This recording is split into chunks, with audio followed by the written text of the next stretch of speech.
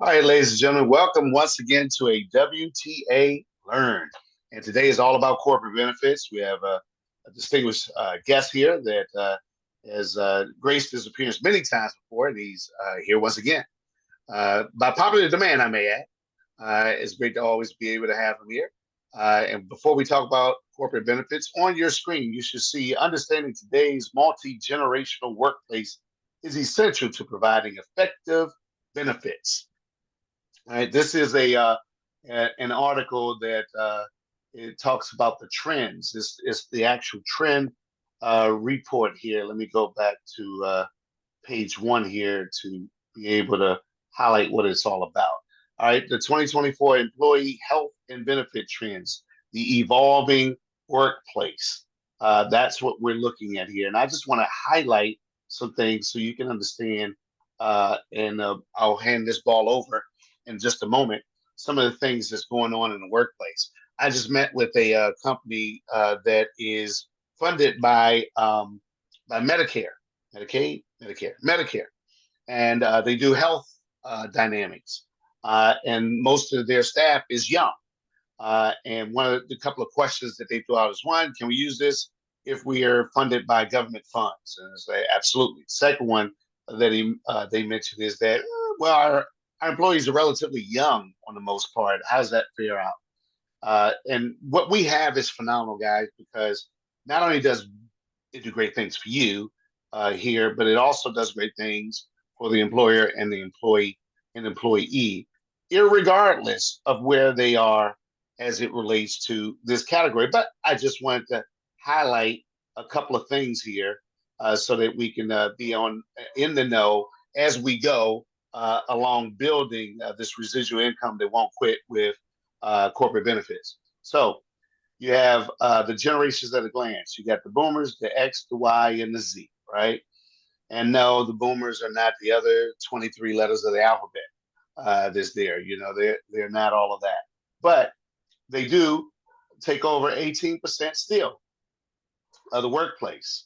And they have what in mind as it relates to this particular trend reporting? Aspirations are job security. They're motivated by company loyalty, teamwork, and duty. They have the worldview of achievement comes after paying one's dues and sacrifice for success. That's the line that they have, and the way in which they like to be able to communicate. The format is in person or on phone. All right, so that's the details that come in that regards. The two middle ones I'm going to focus on here right now are the largest category of workers that are there, 31 and 36%, right? The X and the Y. Aspirations, work-life balance, freedom and flexibility they're looking for on that side, right? That they have. Both of them are doing that. Diverse work for the X, diversity, work-life balance, personal and professional interests over company interests, and the Y is responsibility is what they're motivated by. Also having a their quality of their manager, unique work experience is something that they thrive on. Diversity is the worldview of the X to be able to have the ability to, quick to leave if their needs aren't met. They're out. Bang, peace, deuces. I'm gone. That's where they're looking at doing if things don't work out for them or if it's not to their needs. Work impacts their personal lives. On the Y side here, seeking growth and development, their fun environment. They want work-life balance. They're quick to leave. Also, notice the quick to leave dynamics in them. All right, in both of these categories. If the workplace is unwilling to change, both of them, they're looking for change. If you're unwilling and you don't have change about you, they're going to change, right? That's what that statistic is throwing out there. Informal communication for the X, direct style. They like email and text messages, frequent and timely feedback, text and chat. All right. And then we're going to go to the bottom, the Z. folks there, right? We'll look at them and see how they work. Now, I want you to also capture the fact that they're 25% of the population as it relates to these, as it relates to this particular trend setting report this year. But 15% of the workplace, why? Because half of them typically not old enough to work, right? But security and stability, they like diversity as well, personalization, creativity, and individuality. They want independence, individuality, diversity, innovation, co-workers. They're concerned about their future. And like in person, preferred, which is very interesting to say. That's not what I'm seeing because it's interesting that video calls and in-person preferred is kind of simultaneous on that. That's probably one of those little things that kind of buzzed out there. But this is what we're going to work into trend setting wise and coming to different industries, different companies, and things of that nature. What I'm happy to report, guys, is what we have to offer is a blanket for all of them. It's a perfect fit. How often do you have something that's a perfect fit for them all? I mean, I know it's not necessarily this, but there's no out of pocket costs, which, can feel like that four-letter word free this there, which is an awesome thing when it comes to great benefits. Of course, we know it's not free; it is paid for through the benefits that's there. But what an exciting thing to do! And what I want you to imagine, this great information, as I'm about to hand it over to Mr. Boccaccini, that I want you to be able to grab on, and that as he's talking, as he's giving ideas and nuggets and gems that's out there, as we're having the tips, secrets, and small talk about how to be successful in this realm, what I want you to click into your mind is how many companies' payroll can I tap into as my payroll? I want you to think about that. You're tapping in and to other payrolls by helping them all the way across the board. That's what I want you to be able to think about. So I'm lining it up here. Please pay attention. If you can come on camera, it's so very helpful and respectful. We understand if you can't, but I want to throw it out there. If you can come, you guys know I'm a coach, right? I do Zooms and things of that nature with my athletes, and sometimes all I get is ceiling fans, or I get foreheads. I get this type of stuff. On the cameras, they always hiding out. It's on there, so I understand. But if you can come on it, it'll be great. Here to be able to help me welcome Mr. Sean Boccaccini. Here he is. He's unmuted, I think. Is that right? I'm good to go. He's good to go, and you're able to share as well. So great to be able to have you here as always, and we're looking forward to whatever you're going to share with us. Thank you so much. Yeah, I cannot share while your screen is being shared, but I don't know correct. if there's anything I need to share. What specifically is Brian with us? He is. Brian, what was our agenda tonight? I'm right here. How's everybody doing tonight? Good to see everybody. Yes, the agenda, we were going to talk about a couple of different things. You were definitely going to talk about gathering payroll, micro commitments, lead nurture, and tie downs. So those are just some of the things that we had addressed on a call earlier that just stood out and popped. And then Cynthia Chapman had a question as well that she had asked earlier. So those are like the different things that we said, let's kind of bring to the forefront today. I thought it was a great training, and everybody seemed to enjoy it. So I said, let's do it here with WTA. And you was like, A-OK, let's do it. Yes, sir. I'm always game for that. I just didn't remember. So I'm glad that you took notes, because I had 15 calls since then. Okay, so let's go through that list again one more time, I think. Yeah, sure. You said that you was going to show people how easy it was to collect payroll, because as you were saying, some people get hung up on that step. Then so let me give you the list. Then micro commitments. Let's do them one at a time. One at a time. So when it comes to payroll, what y'all don't see, right? Hey, everybody. For those of you, we got 45 people people on the call and about 10 cameras on. So I know Derek likes to say it, but I always like to reemphasize, training is not a spectator sport. We love it when y'all turn on your cameras, get engaged, drop questions in the chat. I really appreciate that. Okay. At least it gives us an understanding of who's paying attention, right? Okay.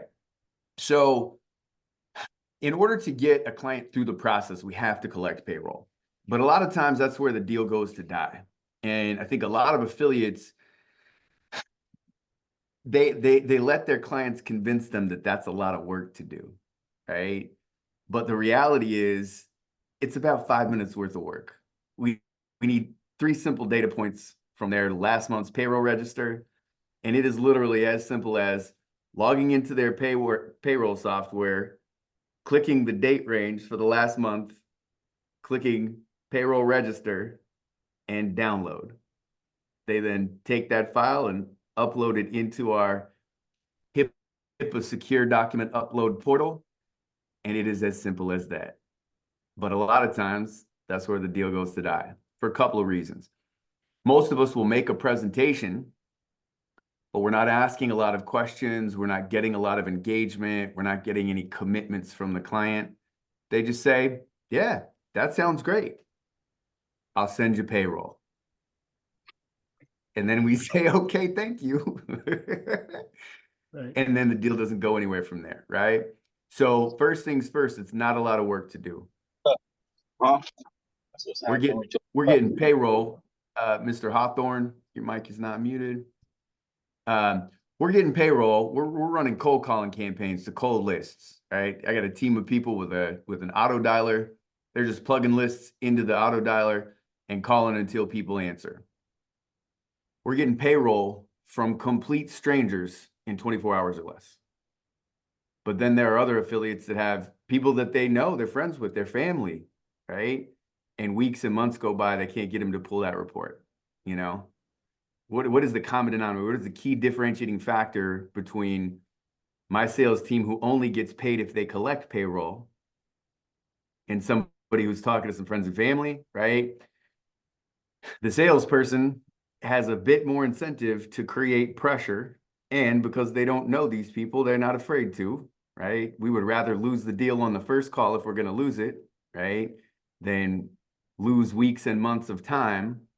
Okay, so there's a few different things that we can do to incentivize, encourage your prospects, your friends, your family, whoever you're talking to get the job done sooner, right? Because it's easy work to do. It is 5 minutes worth of work. Have them give us their logins to their payroll software. We'll do it for them, right? If they're on ADP, all they got to do is say, okay, we're partnered with ADP. We'll pull the report for them, right? It is relatively simple. Now, there's a few other vendors out there in the marketplace. We win affiliates away from them every day because they say every time their process is impossible. We could bring lead after lead after lead. We never convert any leads. They don't have a system that will allow us to support the clients and get them through the process. Okay. So we're just further ahead of the game than everybody else, been doing it longer. And we've dialed in some systems to make all of this easier. Right? Matter of fact, in order for us to get an estimate to create a proposal for a prospect, we need about 90% less data than anybody else out there that's doing it. I have a proprietary process for doing so. So most of the time, we get a contract under agreement signed 7 days or less, 2 calls or less. Right? Brian, Cynthia, there's a few other people on this call that have gone through the process. Is that an accurate statement? 2 calls or less, 7 days or less, we can move as quickly as the client's ready to move. That's how quickly we move, right? Yeah, but for some reason, payroll, right? That's where the deal goes to die. So how do we make it so that we get more payroll more consistently? We take less time to do it. There's a couple of key phrases that I like to use in training. One of them is the integrity tie down. And the second one is micro commitments. Okay. So integrity tie down, get them to give you their word that they're going to do it. And then remind them that they gave you their word. I've been in sales for a long time. One of my favorite things to do at the beginning of the call, if I'm going to ask for money at the end of the call, which most salespeople don't ask for the order, right? But if I know this is a closing call and I'm going to ask for money at the end of the call, one of the first things that I ask at the beginning of the call is, are there any other people in your home or in your business that are going to need to be involved in this decision? Right? They say, oh no, man, it's just me and you. But then at the end of the call, they say, that's a lot of money. I got to go talk to my wife. I got to go talk to my business partner. I remind them that they told me that they were empowered to make this decision. And I would not have gone through the rest of the call if there needed to be other parties on the call. 9 times out of 10, when they try to throw that decision maker objection up, I just remind them they already gave me their word that they didn't need help to make the decision. They didn't need anybody else's permission. There's a few different ways to remind them that they don't need anybody else's permission, right? So this is just a simple integrity tie-down. You already gave your word. You said it was just you and me, all right? So when it comes to payroll, how do we apply those? Okay? Well, it's pretty simple. Cynthia, you want to role play this with me?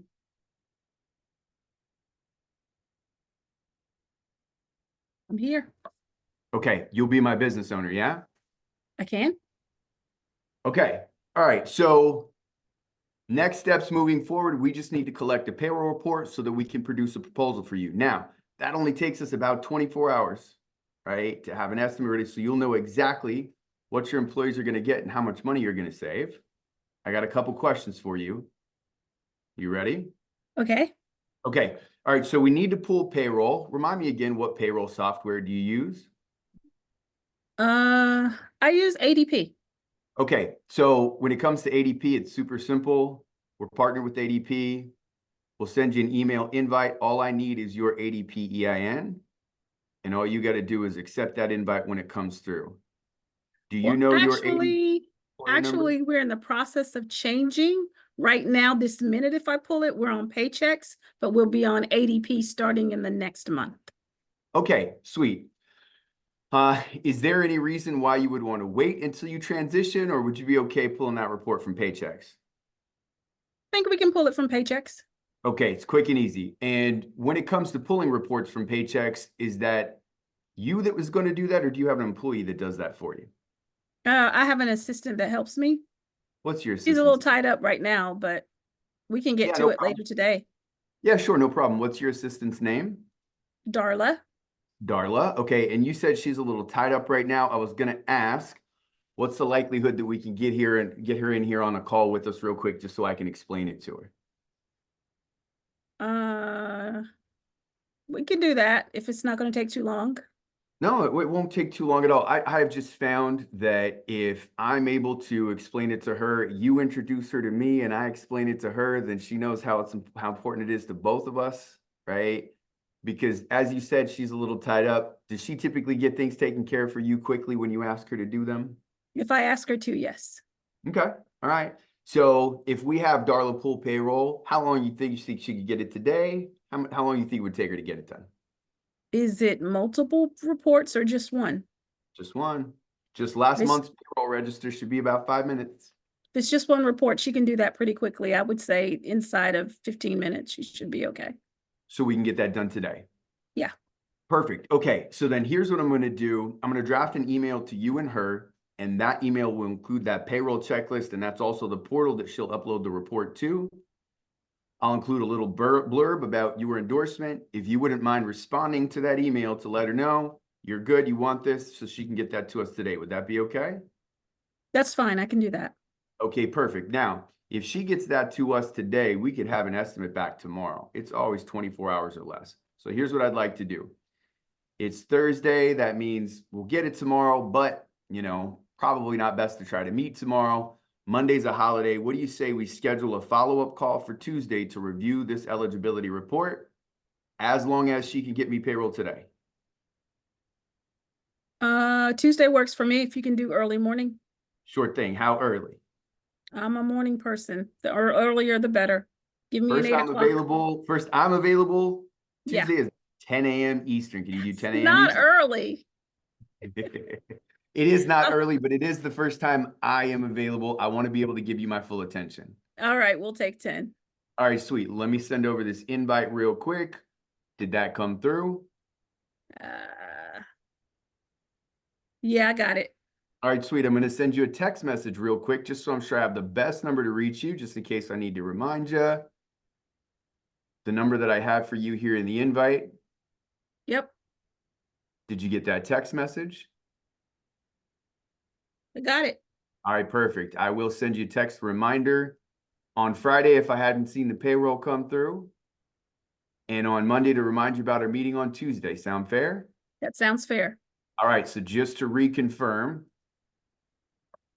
you're committing to getting your assistant to get us payroll today. You and I are going to sit down and review it together on Tuesday.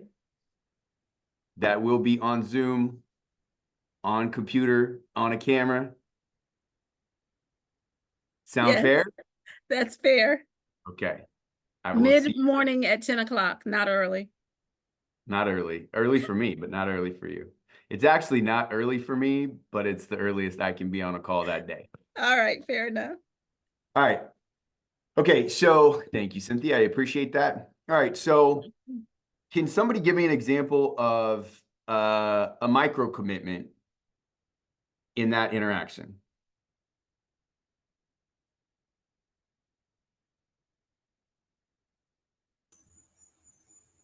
She committed Darla to get the payroll to you. She did. She committed Darla to get the payroll report done. She did indeed. And an integrity tie down. Right. If you delegate this to her, yeah, go ahead. No, I was just gonna say, yeah, she committed Darla, and she said that she would meet with you at the scheduled time, and there was no one else that needed input into the decision. Yep. And if you ask Darla to do it, is she going to do it? Are you going to make sure it gets done? Okay, we're going to meet on Tuesday. I sent you a reminder. I sent you a text, right? So there's 10 different ways in that interaction that I got her to commit to doing what we needed her to do. Scheduled a follow-up meeting, sent the invite, confirmed the invite went through, sent the text message, confirmed the text message went through. The average person is not typically going to ensure in multiple different ways that we're going to get, right? She owes us something and we owe her something, but we can't do what we need to do without her, and it needs to get done today. Okay.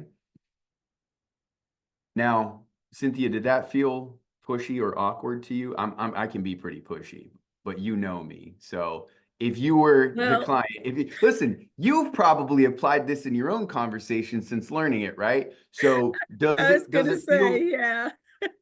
No, not pushy at all. But what it does do is it kind of pins people to the wall. And some people will be resistant to that. But if they're really committed to doing it, then they'll do it because it gives them accountability and there's steps in there that they can follow. But everything in the schedule that you laid out, Sean, hinges on me keeping my commitment that day. So everything hinged on that.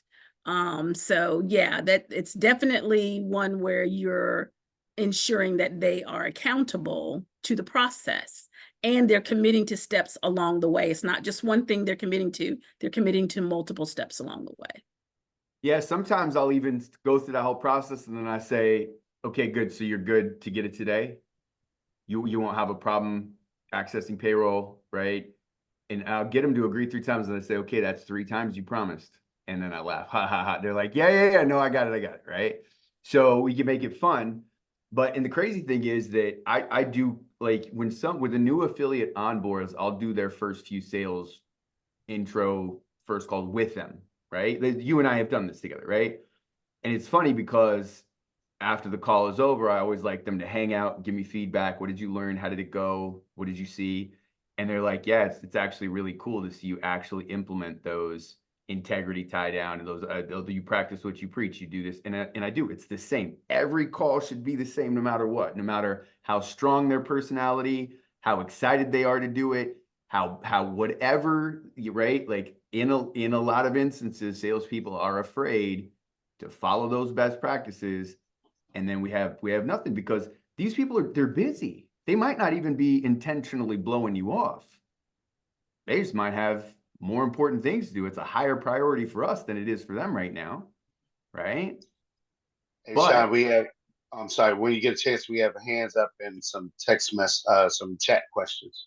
Yep. Just let you Yeah. know. So again, it's just a matter of saying the right thing, right? Knowing what to say and when to say it to get those commitments, and don't be afraid to follow through no matter what. Whether they're your friends, they're your family, whether they're positive, they're excited or not, we've got to do it every time as a matter of life and death.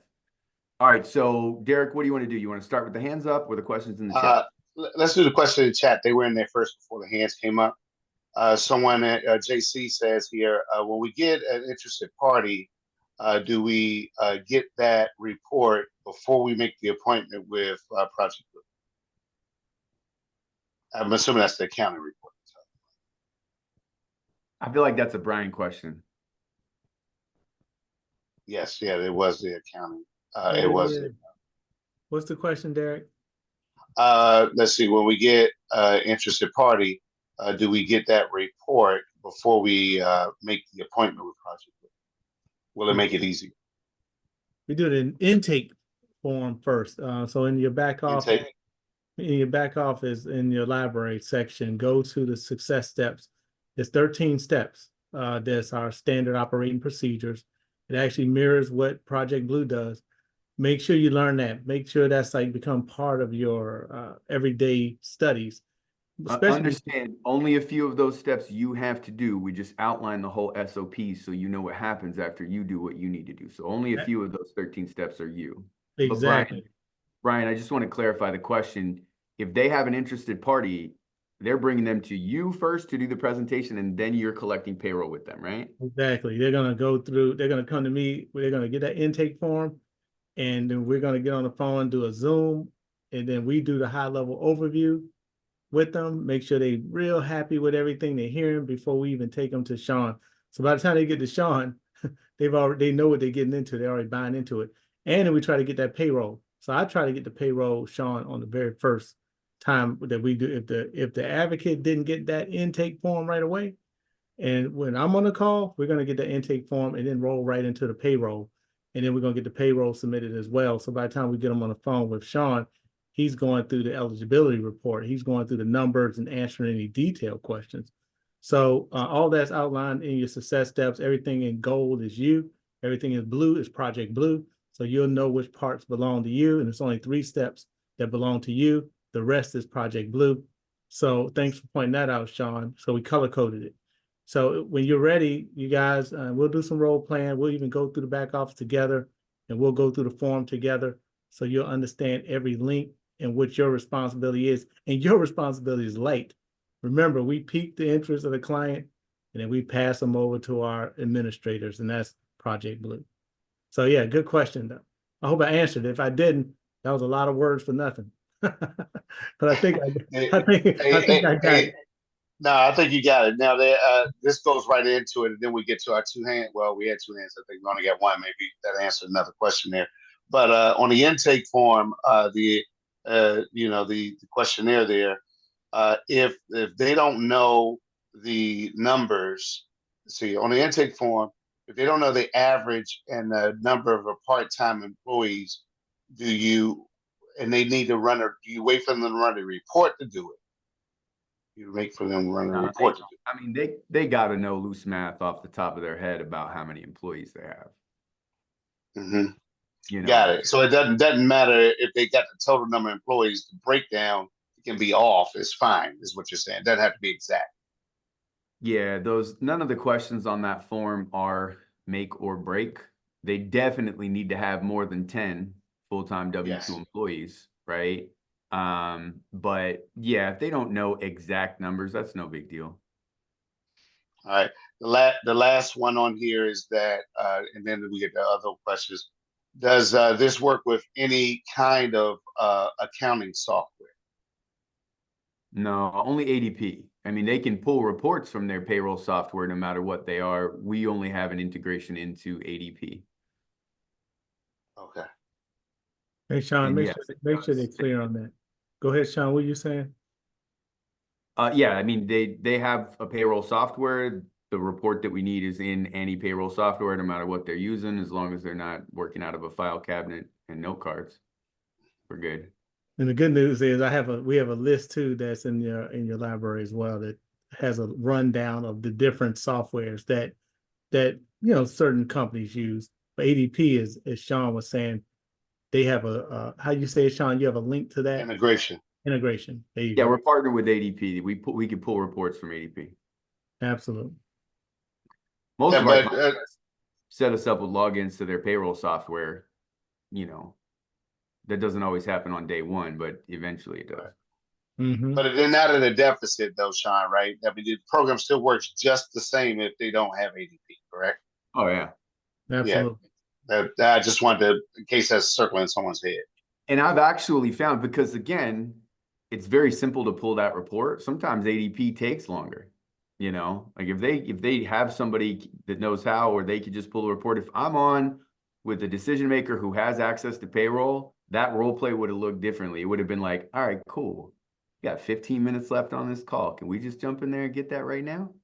You have logins? You have it on this computer? All right, let's just do that real quick.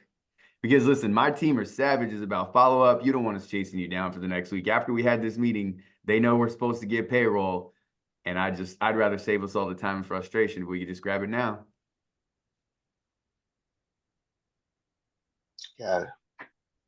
All right, so we had Team Harris, Mr. Tim Harris had his hand up. Yeah, I had my hand up, but the question was answered. But what I like what Sean did when Cynthia said that they working on their payroll and it's gonna be another month. He took that objective and shot it down. That was a veteran move. Well, she's the veteran here because she realized what she said. She saved me because she's like, oh yeah, ADP, we could just pull that. My bad. Let's pretend we're in paychecks. Right. But like you were saying, a lot of these owners would try to avoid giving that information right at that point. So if they say something out of the way, we got to overcome that objective to get them to do what we want them to do. Yeah, and you know what Mr. Harris, you're absolutely correct. You know what that really means? They're not sold. They're That's just, right. yeah, just to get you off the call. So now I'm gonna take them hostage. Like, who was it that was on the call with me the other day? And the person answered the question, and I was like, you sounded pretty hesitant there. I'm not gonna consider that a definite yes. What's top of mind for you that we need to talk about? Because it doesn't seem like we're ready to go. And she's like, not yet. That was I think that was Pastor Bailey and I, and Yep. then that company was dealing with. They sounded a little skittish there, so we didn't let them off the hook. Yep. But my question is, can we ask for the numbers for payroll, or do we wait for Brian? I don't understand the I'll question. say the question again. Payroll, just like what you did, Sean. You asked them for the access to their payroll to get information. It depends on the relationship you have with the client. A lot of my reps that have been doing this for a long time, they just have their clients set them up with logins and we just pull the reports for them, but it takes going through it a few times and speaking with confidence. There's a lot of frame control and kind of, we take a very consultative frame and we're pretty much kind of walking them through the process step by step. And like I said, we got payroll same day or 24 hours later from perfect strangers from a cold call. They didn't know us from Adam before they got on a call with us and they're ready to give us that report. So we could do that with perfect strangers. Y'all could do that with people that you're building relationships with, as long as we follow the right process. Because most people just say, okay, and then they never see the report. Anitra Robeson had her hand up. Her is down now. Did we answer your question already? Anitra? I'm good, thank you. Okay, no problem. All right, we have questions in the chat. Yeah. Someone says, looking at the intake form, it asks for the average healthcare cost. Is that the average healthcare cost that the company pays, or the total of all of what the employees are paying? Well, the company pays it on their behalf. So yeah, if they don't know that exact amount, that's okay. Okay, got it. That's it in the chat. Mr. Jimmy West here. Mr. West, Yes, sir. How you doing, Sean? I'm well. How are you? I'm doing fine. Well, I like one of the things that you said when you did the last training. You said one of the questions you asked was, "Do you hate money for helping your employees?" Yep. I mean, that right there is, to me, that's a game changer. Game changer. It's true. It's very true. It's one of my favorite things to say. I said it to Derek and Brian when I onboarded them. One of my favorite things to say is, if you don't hate money or helping people, we're going to get along just fine. And the clients love to hear that, because no business owner wants to say that they hate money or helping their people. Excellent. Hey Jimmy, All right. you get an A plus for that one, man. Pulling back a note from last call. Come on, man. He teaches pet, extra Yeah, points. yeah. He bought me an apple, put it on my desk. Hey, Ron. All right. All right. Hey, what's going on, guys?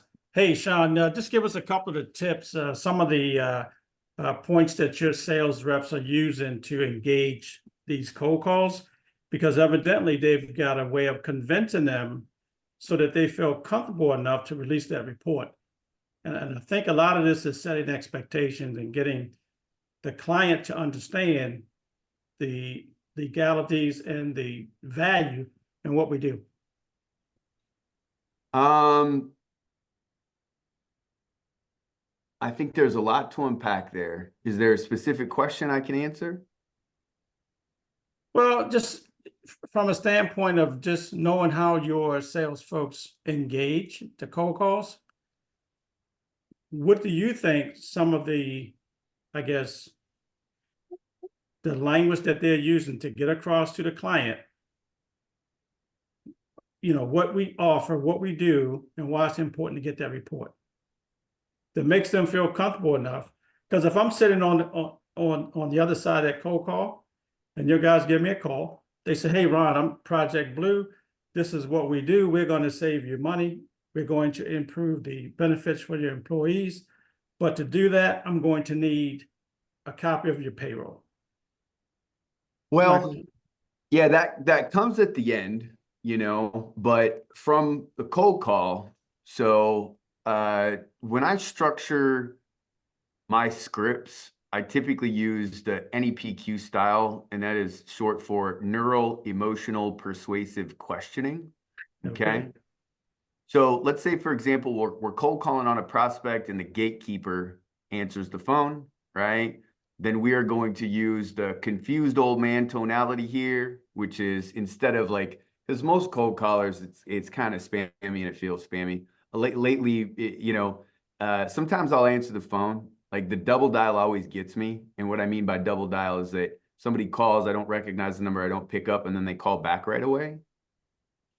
Gets me every time, because I know what they're doing. I know that that's a seasoned cold caller that is calling back, because auto dialers are not going to call twice. And if somebody's calling me twice, maybe it's really important. And so I answer just thinking, and I just pick up the phone like, you got me on the double dial, right? And a lot of times lately, they're like, "Yep, this is a cold call. Buckle up." And I'm like, "All right, what do you got?" Right? They know the game. They understand what's going on, right? But for my team, when they're calling, the confused old man tonality is basically, I don't introduce myself. I don't introduce the company. I don't hammer them with a bunch of spam. I'm just like, is Bob there? Is Bob there? Bob's the CFO, right? They're like, "Oh no, it's not Bob. Who's this?" This is just Sean. I was just wondering if you could help me out for a minute. Maybe you can. I'm trying to figure out who's the best person to talk to at your organization about a tax incentive program, right? Most people, when they cold call, they're just ripping off the pitch right away. This is why we're calling. This is what's going on, blah, blah, blah, right? And then when they respond, I explain to them, you know, just looking to see if your company would be open to, any possible hidden gaps in your employee incentives that could be causing you to overpay by thousands of taxes per year, right? Okay, so there's a little explanation, right? Each of my team, this is their template, and they build in their own personal story, right? And then discovery, the pre-frame, right? Have they participated in incentives? How many W-2s they have, right? They earn more than 25K. And then the takeaway. It's like, well, so typically only about 30% of the businesses that we talk to, right, don't even qualify, right? But hypothetically speaking, if we're able to make you an extra, and this is the math based on how many employees they had before, right? So this is it's not a static script, right? It's dynamic, it moves with the math. How many employees do they have? Do they offer health insurance, et cetera, right? But if we could find you money, if I could increase your take-home pay by 30K this year and provide your employees additional benefits, would you be opposed to learning about that? No? Okay, cool, right? On that first cold call, most of them are just booking the demo. But if the prospect has enough time to go through the entire process, then we'll just have them hop on Zoom so we can go through the presentation. Once we make it through the presentation, there's a very specific 4-step process that I take them through in the intro, the discovery, the pitch, and the close to get payroll. So we're basically learning everything we need to know about them, right? Creating enough urgency and leverage about who we are and what we do, how long we've been doing it, right? And if they want to learn more about this, really the only way to get more information is to get me a report so I can actually produce a proposal for you. Otherwise, it's all just hypothetical. That's how we get payroll in 24 hours or less. And again, Ron, that comes after they've gone through a presentation.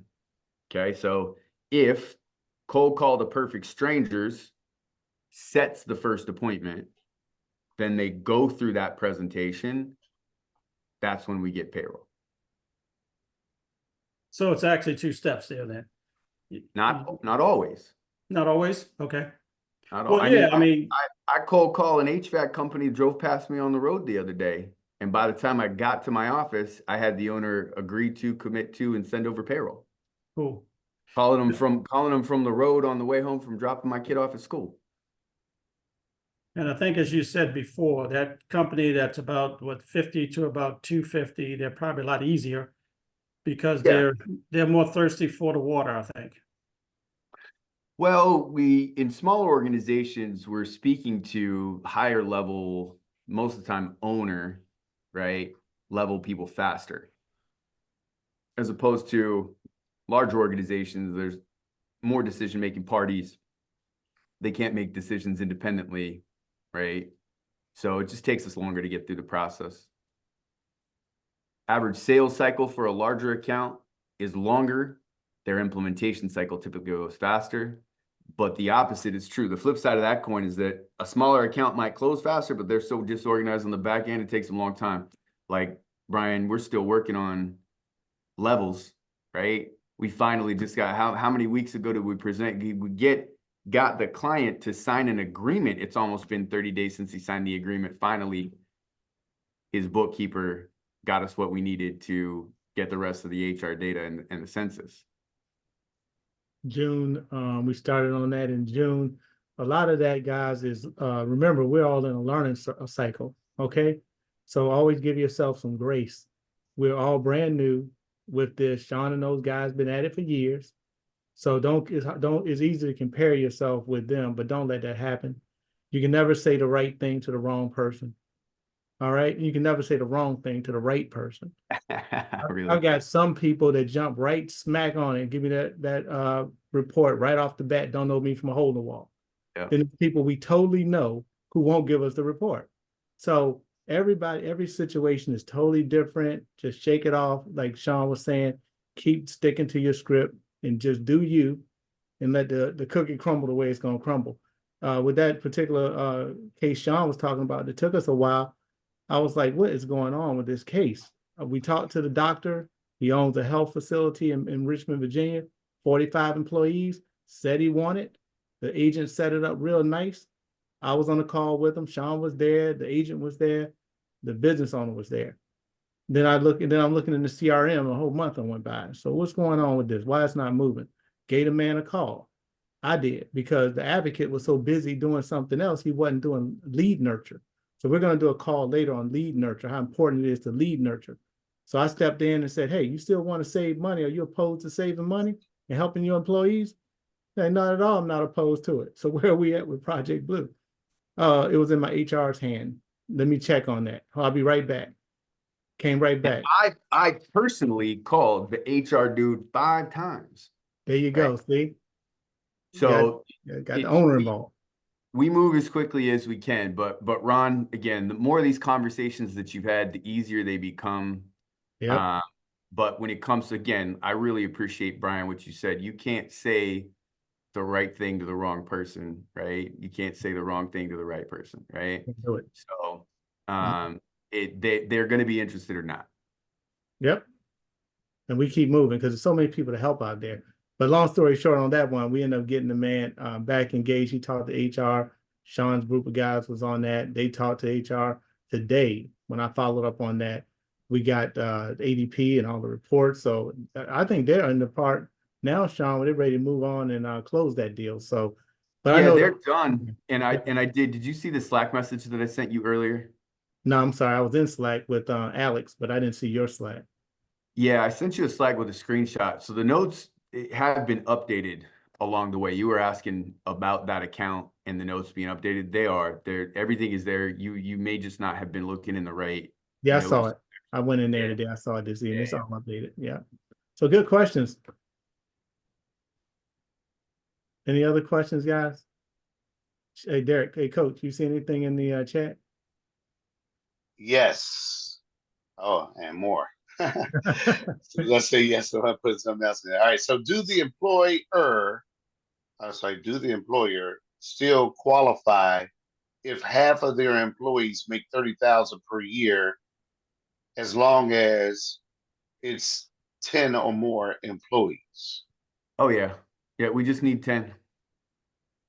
We cannot All right. write guaranteed issue group life and health policies with less than 10 employees. All right. So, and then it says, or does all employees have to make 30,000 per year? All 10. We need at least 10 employees who earn 30K. And it's more about, are they paid consistently? Right? So they could make Okay, got 30K it. in a few months and then not work. That doesn't count. They need to be paid consistently. So typically say, minimum wage 30 hours plus, get them where they go. Get them where they need to be. Kim Gibson, was that good? Okay. Thanks. No problem. All right, got another one. How long do these deals take on average from sale to paycheck? Yeah, so average sales cycle, like I said, there's a few people on this call that can attest to the fact that it's typically 2 calls, 7 days or less to closing. Once they sign the agreement, your job is done, right? But with the average implementation cycle to get everybody enrolled and all payroll done, add another 3 weeks to that. And then because the tax incentive pays our premiums and they pay after the money has been saved, average commission cycle, 90 days or less, right? So if they're active by the 15th of this month, they go live the 1st of the following month, their wellness kicks in on that day, but their life insurance don't kick in until the month after because we pay premiums with savings. There has to be savings in place in the first place for there to be a benefits budget, right? So average commission cycle, 90 days or less. So sales cycle goes quick, and then we're just waiting to get paid. That makes sense. Yeah, you got to get that. It's got to get paid. So before you get paid. Yeah, So we don't get paid. You don't get paid commissions till premiums are paid. We don't get paid until the incentive is built up enough to cover the cost of the policies. Then you get paid and paid and paid and paid. Y'all like that? I don't hate money. get paid and paid and paid. Any All other right, that's questions, all. Coach? That's all in the in the chat. That was And no excellent. hands are up. Excellent Right. training, Sean. Excellent training. Yes, perfect. Awesome. All right. Was those all the bullets that you hit too, Brian? That was going to be covered. That's it. I think we could always bring Sean back on another call since we're right at the top of the hour. We don't want to keep him and we don't want to keep our advocates too long either. We got a few other things we want to update you on. And then when Sean, Sean's always available. He's always ready to come jump on here with us. The moment we met him, he said, "Hey guys, I want to lock in with WTA and let's do something great." And so we locked in with Project Blue. And so that's what we're going to do together. We're going to do something great. So no, I want to be mindful of Sean's time. It's almost 9. If there's anything else he want to share, he has the liberty to go right ahead. But if you want to jump off, Sean, and come back on another day, we're glad to have you again for another hour. Copy that. I'm gonna head out then. All right. Ron, did you have a question? Go ahead, Ron.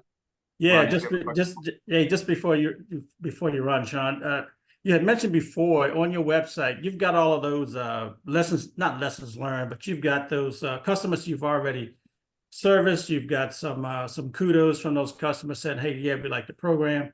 How can we get some of that data to leverage that to put in front of customers to kind of get their juices flowing a little bit towards moving forward? Yeah, I actually don't. I got a testimonial video on my YouTube page, but yeah, we don't use those. I've never found value in those kind of things. What I can tell you is we've been at it for 10 years. It's been an affiliate model the entire time. And every time an affiliate says, if I only had this, then that, right? Then we create them the thing and then it doesn't move the needle, right? So we're enrolling a few thousand lives a week right now. And I don't ever use those types of things. So I've just never seen the need to create them. Like I said, I've got the one testimonial video from the CPA who enrolled all the school districts in my hometown. He enrolled himself, his employees first. Yep. So it's a pretty strong testimonial video. That is the only one that we've got, and that is on the YouTube page. No, I got that one, and I'll use it more directly. But I thought you may have had some, like as you service customers, it's like the old McDonald's thing, 1 billion served, 6 billion served, etc. Oh, there's those numbers on the website. Yeah, it's just all that stuff's on the website. Okay. All right. Good to go. Good to go. Yep. Thank you. Sean, I'll right, follow up folks. with you on the cold call stuff. Oh, Cynthia, I apologize. It's all good. Burned We through a got it. whole hour. Ma'am, what was it? What were your specific questions about that? It's going to take a while to go through it because I kind of want to understand all of the programs that team members were talking about earlier today. So I think it's going to be a little bit longer than we have time for this evening. So we'll just set up another time and we'll touch base. Yeah, why don't we make it the topic of the next training? Because I think everybody would benefit from, what tools, software, best practices we use for cold calling. It can be very effective. Yeah, I think Okay, that's sorry about that. I totally forgot. no worries. All right, folks, we'll see you on the other side. Hey, I appreciate it. Thank you, Sean, so much. Appreciate it. All right, ladies and gentlemen, Professor, you got the comms. All right. So, hey, guys, we appreciate you sticking around and learning about the corporate benefits. That cold calling, I want you guys to really focus in on your warm market and go out there and create some relationships through your chambers, through your business groups. Cold calling is a whole nother animal. And so if you're interested, I'll make a separate call, maybe not on our Thursday night, because I don't know if everybody want to start doing that sort of thing. Maybe we'll do one of those lightning calls, Coach. You know how we have those separate lightning calls? And we'll just announce it. This is about cold calling. So if somebody wants to be interested in doing that type of thing, because I worked leads for years and I can work the ink off some paper, all right? But cold calling is a beast. And, you gotta have dialers, auto dialers, it's ringing phones. You gotta have some thick skin because you're gonna get hung up on a lot, all right? And so but that is definitely an element, and I can see why Cynthia want to go that route and learn it. because people are having success in that lane. Am I right, Cynthia? We're hearing people having some success down that lane. And Absolutely. yeah, and we're like, yeah, okay, there's some of us who are gonna want to take advantage of that. So for those of you who are in line with Cynthia and Dr. Cynthia, the two Cynthias, we got Cynthia H and Cynthia C. I don't know, it must be Cynthia. It must be something about Cynthia that like getting busy on them cold calls. Maybe it's the C's, cold call, Cynthia Chapman. I don't know, C's. The numbers game, make it work. Make it happen. But I'm gonna tell you, everything works if you work it, right? And nothing works if you don't. I don't care if it's your best friend. If you're not talking to him or her, they're not buying from you. So it's all about getting out there and putting in the work and the effort, and then your results will follow. And it's a numbers game. So it is exciting times. And what Sean was sharing today, about this, what we're doing here, we have procedures in place. And when we come back on another call, we'll just have a whole hour to just talk about how to set up the calls with me. We've been doing this a while. We got stuff closing. As you just heard, we got the group out of Richmond. They're ready to come through. We got a couple other groups already at the finish line. So all that stuff we were doing 3 weeks ago, we're not doing anymore. Any stumbles that we was having a month ago, we're not stumbling anymore. I go in for the close. Matter of fact, let's open up the line. Where's Dr. Cynthia H? Are you still on? I don't see it. There you are. I'm right here. Hey, Doc. Let's talk. Let's have a chat with everybody. Explain to the team how you went in and set that call up and how you got it on my schedule, and just kind of explain what you said to those people. Did you know them? Did you cold call them? How did you meet that group today? Those ladies that you had on the phone with me on that Zoom, and kind of give us an idea how you set that business up, a nonprofit organization in Chicago, and how we approached them. Can you kind of give us a little backdrop on that group today? Sure. Actually, I have a neighbor who's very community savvy. And so initially finding out about this opportunity, I just kind of reached out to everybody I knew, either, to see who they knew, who they worked for, or whatever. So when I called up my neighbor and I told her what I was doing, she quickly said, "Oh, that's wonderful. Do you have any flyers or anything?" And I told her I was getting them printed out. And then she said, "Well, as soon as you get them printed out, call me. I'll come down and get them from you." So I got her the flyers, and she said, "It'd be a good idea for you to go to the alderman's office." And I said, "Okay." So we had actually scheduled to go to one of those town hall meetings. And then I looked on the calendar and saw that the town hall meeting was canceled for this Tuesday. So it was Monday when I saw that. So quickly I was like, you know what, I'm gonna just go to the alderman's office. So it was close to the end of the day. So I called him up to see if the alderman was in. He was not, but the chief of staff was there. And I said, "Okay, well, how long are you all open to this evening?" And so I was told 5 o'clock. So I got there probably about 4:30. And I just walked in and said, "I'm here to speak with the chief of staff." Just totally cold called, And so they escorted me to the conference room. The chief of staff came in. So I had the 2 flyers in my little vanilla folder. And I just presented to her that I'm an advocate with Preventative Health Initiative that allows employers to save on their payroll taxes and provide health and life benefits to their employees, and there's no cost to either party. And in addition, these are ERISA, IRS, ACA, and HIPAA compliant. So the chief of staff, she got excited about it. And so then she began telling me the structure of the city and how everything flows out. And basically here, Chicago is kind of like a different arena than other cities. And everything flows from the city because the city always want to get theirs off the top. So she began telling me about the Chamber of Commerce that was local in the area, and then some other affiliated organizations. And she gave me the number to the Chamber of Commerce first, and then another organization that me and Brian spoke with today called Calumet Area Industrial Commission. And then she began talking about some others, and even the police departments are involved in all of this as well. And they have like 3 different divisions. So she told me to start with those 2 first, and then to come back to her on October the 1st, and we'll go from there. And then plus she told me about some neighborhood community picnics that they're having, and on what day and what time those are going to take place. So she also said that she would follow up with those 2 agencies with an email to let them know that I'll be calling them. So the next day, I called both of them real early, and one of them followed up, and she loved what she saw because the chief of staff had shared the flyers with her. So she was all excited. So she quickly asked, when could we set up a Zoom?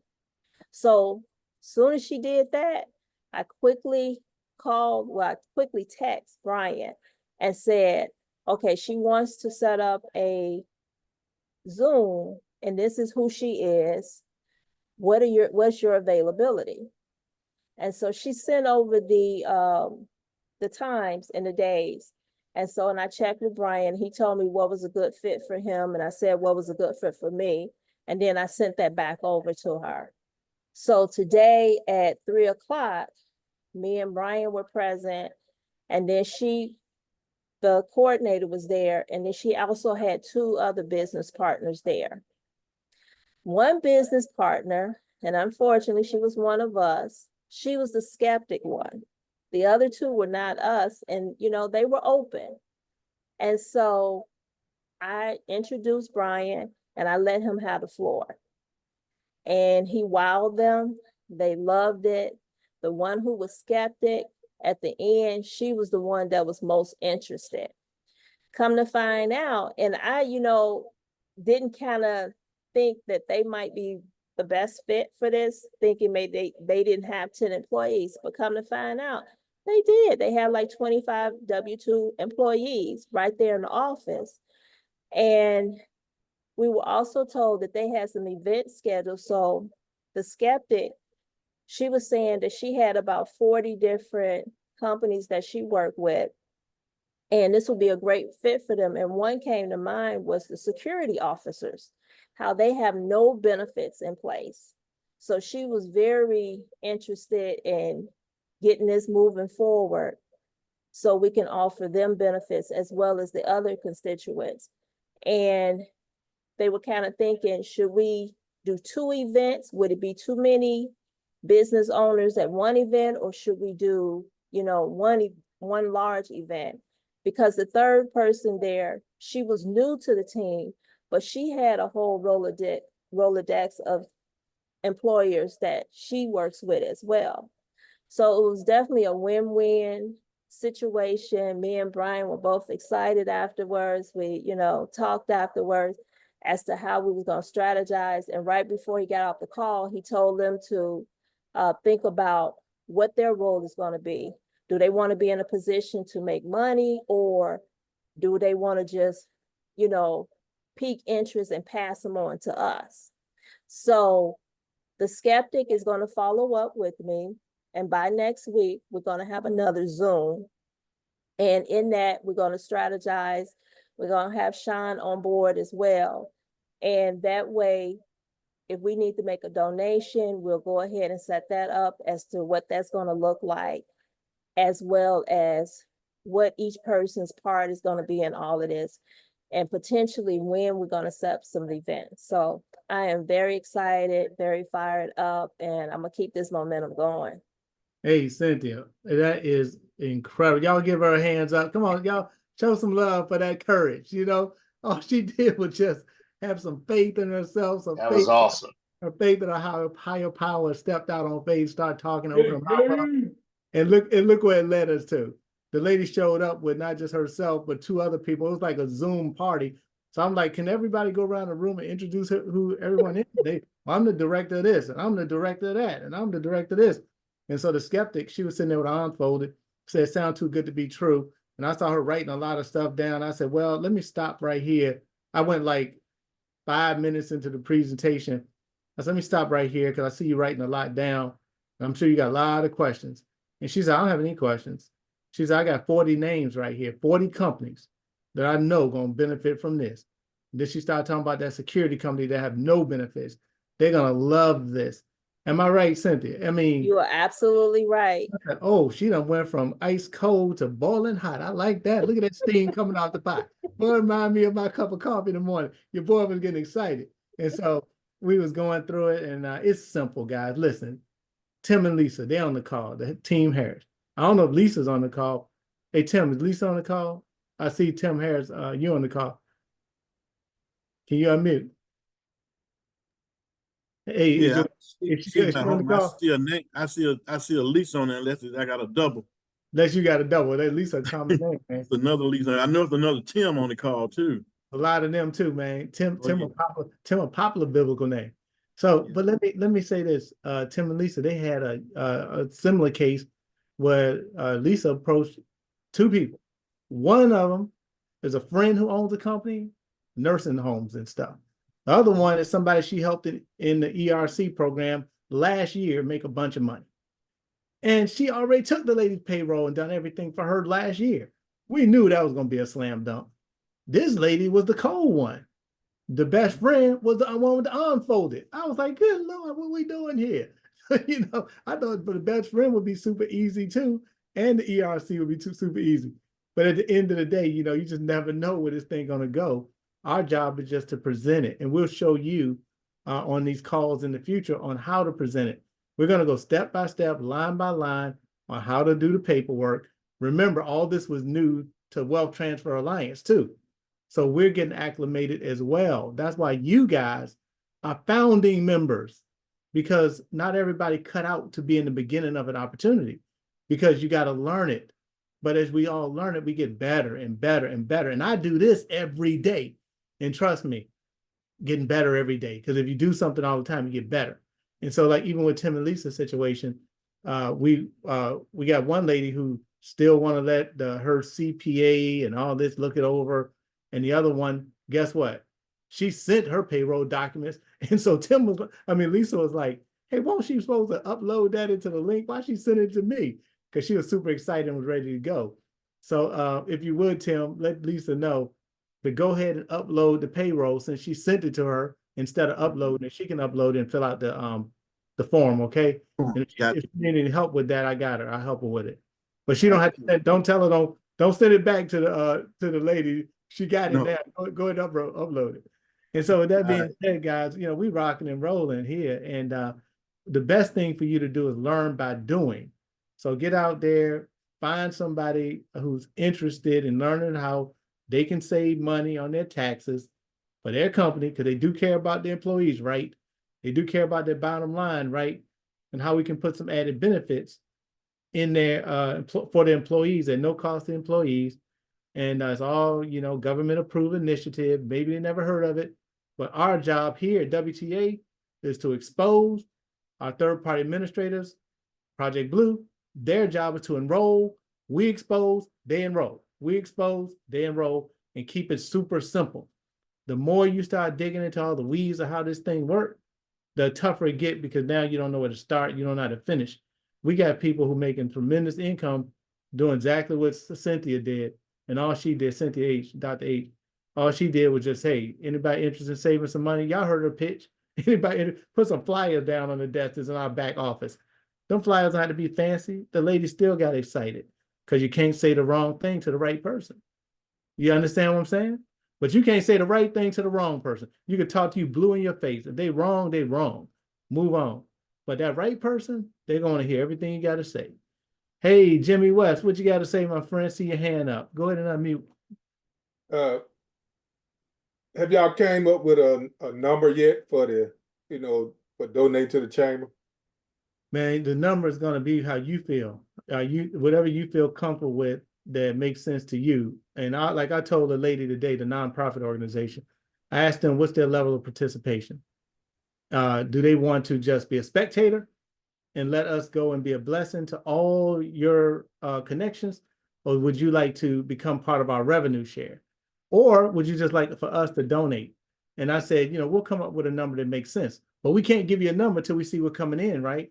I don't want to give you no large number. We get one small group, now I owe you. So basically, let me see what's coming in first.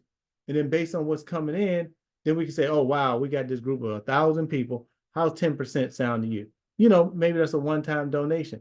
But for the company, they don't really, nonprofits, man, they live and die by their donations, right? So they're going to be happy with whatever you give them. So, but make sure you're not taking too much out of your pocket for the work you put in, because it's going to require your time. But you don't want to shortchange them either, right? So we want to make sure that it's balanced out. So when you approach a group, we'll see what the size of the group is, the volume that's coming through, and then we'll come up with a number that makes sense and fair and equitable to everyone. And when I explained it to them that way, they did like, yeah, that makes sense. So we don't expect you to give us a number and you don't have anything yet. Yeah. Let me see how many fish I catch before I divvy them up between us. I don't want to promise you 10 fish and I come back with 2. Now I'm starving. I gave you my 2.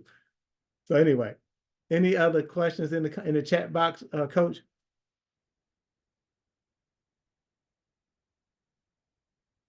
Oh, you're on mute, Coach. Sorry, can you hear me? Yeah, we got you now. Cynthia Chapman, I had, she's got to run. She got on hold an EPS client. She got to run. Oh, That's no, the only thing in the chat. hey, listen. Hey, guys, look, I want to share something with y'all. This thing is taking off like gangbusters. You can make any kind of dollar amount you want. I know I was talking to Dr. Cynthia, and she has a dollar amount that's astronomical.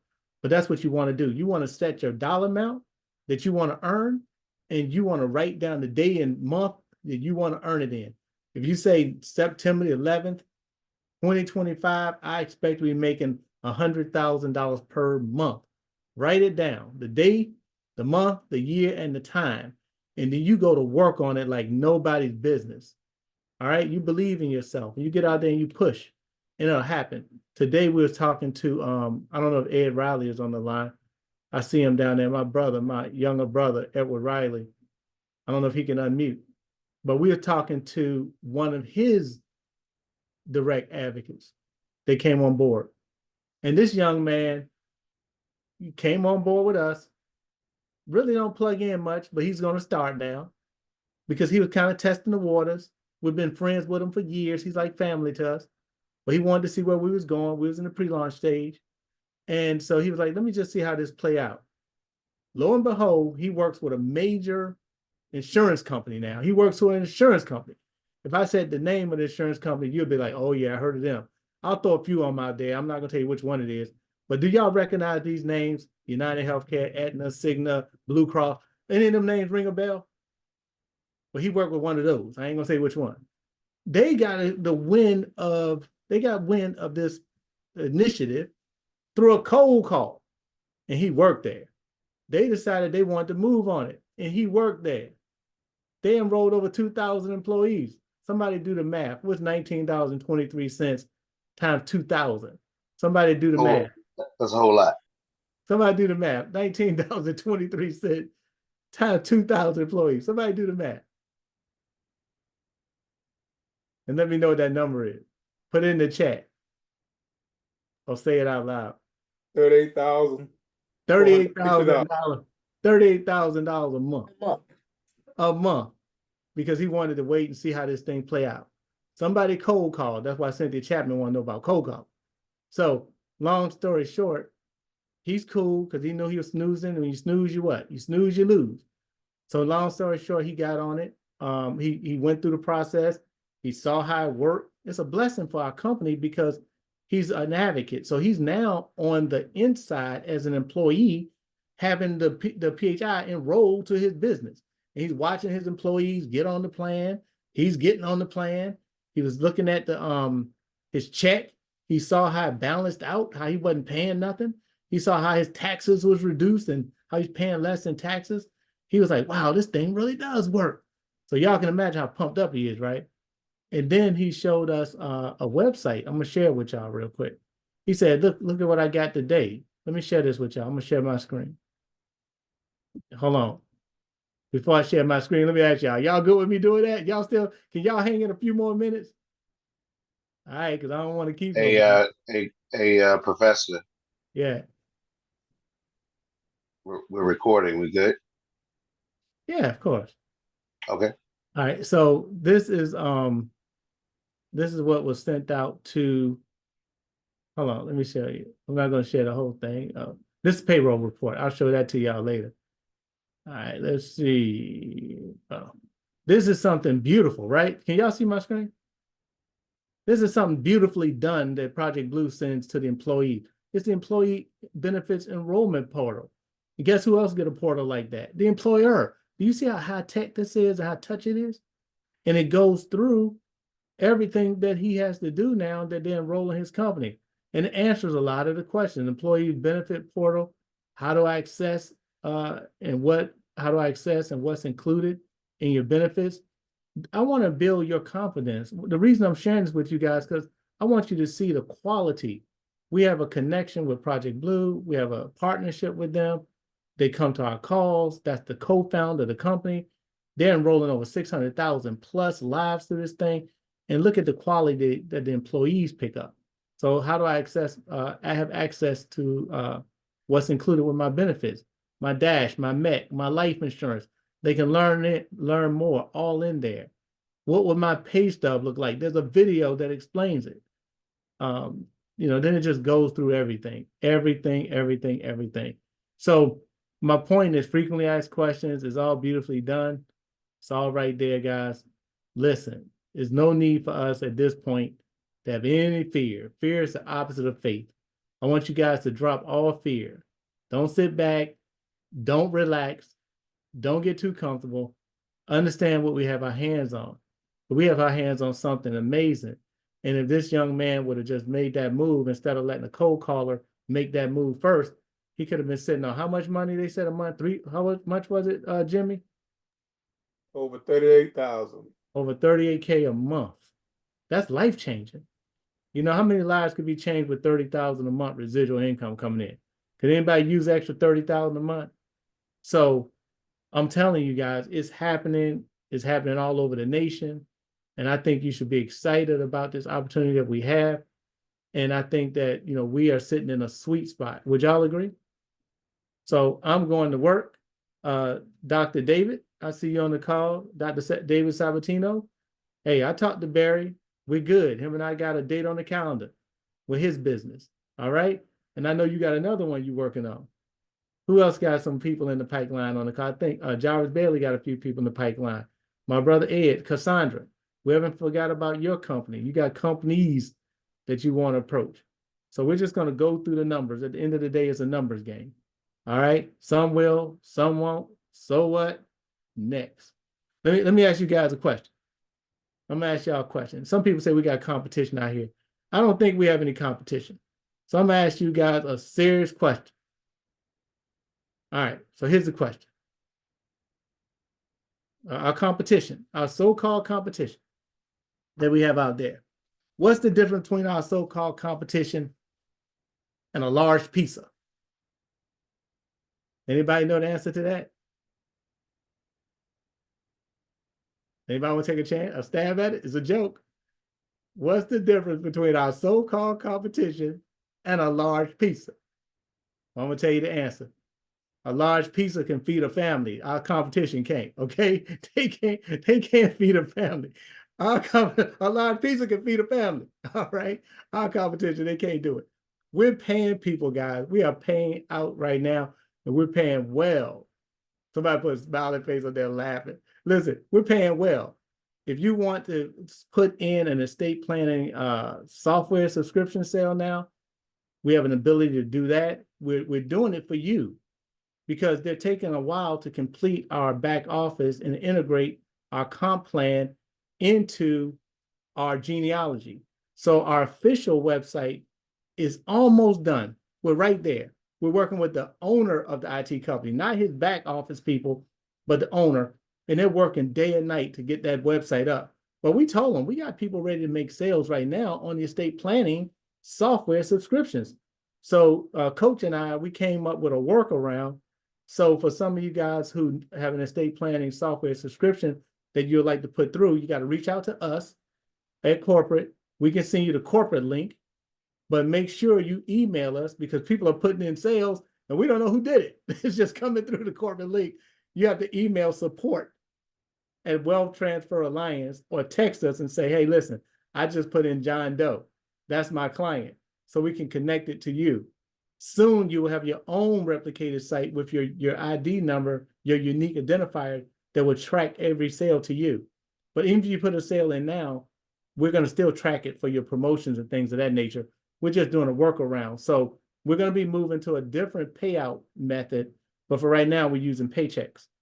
But eventually we're going to probably use Pay Quicker, which is a different payout system. So I'm just giving you guys some background because you've been waiting so patiently.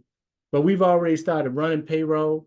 Some people on this call right now already got some comma checks deposited into their bank account already. Some people got $2-3 grand coming to them already for a week of work because they're already putting in estate planning softwares. It's amazing what's happening here. And then we have a slew of corporate benefits in the pipeline. So now is your time to get excited. It's time for you to say, what do I really want to do with this opportunity? You know, like I said before, if you have the vision, then God will make the provision. So, but you got to have the vision and let him provide for you. Get out there, keep plugging in like you're doing. I'm super proud of all of you because some of you are so faithful. You're here night after night. You ask the questions. You're even on the opportunity calls with your guests. And trust me, it's going to pay you super well in the future. We're poised for some serious growth and we're going to make a lot of millionaires. Our goal is to have 100 new millionaires in less than 10 years. And I believe we can do that. And our other goal is to get over 1 million people off of probate. And I believe we can do that. And I'll work from 8 to faint to make sure that happens. And at some point, Derek Johnson and I, we're going to be able to scale back because it's going to be your turn to lead because you are leaders. And then what's going to happen from there, Derek and I, we're just going to be out here putting information all through the website, social medias, advertising. People are getting paid and people are getting excited. And when people approach us looking for a leader, well, we don't have to bring them direct to corporate.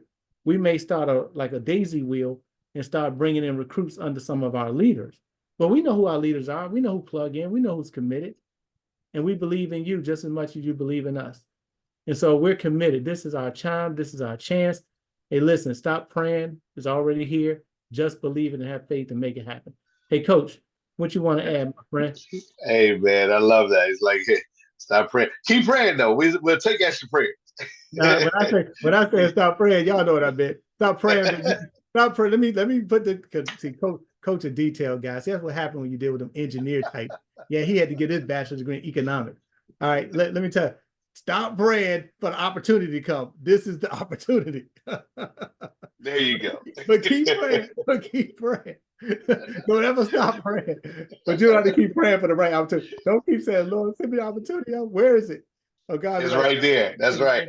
Hey, it's just like the old adage, you know, if you're in the flood, man, and you pray for help and then, God comes by and you miss all of them because you waiting on your deliverance. And that was all your deliverance. Yeah, that's right. Hey, how did the story go? Hey, a guy knew a flood was coming, so he prayed. Somebody came by and said, "What? Hey, listen, you can get on my boat." No. I don't want to get on your boat. Let me keep praying. A big old cruise ship come by. You can get on this cruise ship. No. I'm gonna keep praying. Helicopter come. Yo, man, get on the helicopter. Coast Guard here. Jump on the helicopter. We got the rope. Come on, we're gonna get you out of the flood. No, I'm gonna keep on praying, man. Then the man died in the doggone flood. He said, God, why you let me die? Man, I sent a boat, a ship, and a helicopter. What more can I do? I did it all for you. You the one turned it down. Don't be that guy. Okay. Hey, anybody got any questions, comments, concerns? Because we're right at the bottom of the hour and we don't want to keep you. But I hope you're excited. Did y'all get something out of this training tonight? Yes, sir. Yes, sir. Great job. Let's unmute. Good job. Come on, let's unmute. I want to hear some voices because I'm excited. Absolutely. It was good. Yeah, man, you guys bring it every week. Good stuff. Good stuff. That's good stuff. Yeah. Well, listen, well, Awesome y'all, call. thank you. Thank you. So much. Well, listen, y'all rest easy. And as Derek Johnson said, his coach said, keep praying, take your vitamins, exercise. He's the coach for a reason. Hey, coach. Hey, listen, guys, we love you guys. We appreciate you guys. Without you, will be no WTA. So you guys are making it what it is, man. And we all on our way. Winners take all. See you at the top and not from the top. Have a great wonderful night. See All you. right, God bless everybody. Bye. Good. Good night. Jarvis has a hand up, it looks like. Oh, he had his hands up. Well, he praising God. Where'd he go? Oh, was it? I don't know what that was. I think he probably just put his hand up. Okay, then. Yeah, that's all right. He done clicked off already, didn't he? Yeah, All I right, think I'll- so. I'll catch him later, and so will Ed. All right, now. All right, everybody. brothers, be strong. Good night, Thank you. everyone. Let's go. Bye. Let's go.